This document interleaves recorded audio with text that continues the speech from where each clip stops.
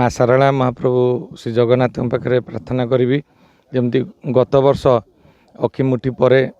पाग अनुकूल है चाषी भाई माने पर्याप्त धान चाष ठार आरंभ कर पनीपरिया चाष ठार आरंभ कर बादाम चाष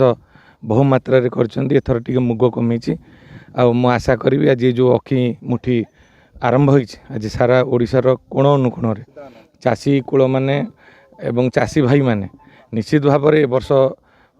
माँ आशीर्वाद महाप्रभुर आशीर्वाद पाग अनुकूल हम भल चाष हम एवं चाषी माने तांकर उपयुक्त न्याय सरकार प्रदान करुँच एमएसपी आपण जहाँ जानी आम सरकार कही आसिले धानर सहायक मूल्य 800 टंका देवे एवं सबुठारु बड़ खुशीर कथा जे आज जगतसिंहपुर में 100% धान टार्गेट जहाँ दिखाई उठी तेणु बहु असाधु मेंट बा असाधु लोक अपचेष्टा करथिले मान्यवर लोकप्रिय मुख्यमंत्री श्रीयुत मोहन चरण माझी महोदय को एवं कृषि मंत्री श्रीयुत कनक वर्धन सिंहदेव महोदय को विभिन्न प्रकार समालोचना करने आरंभ करथिले किंतु तांकर सामूहिक उद्यम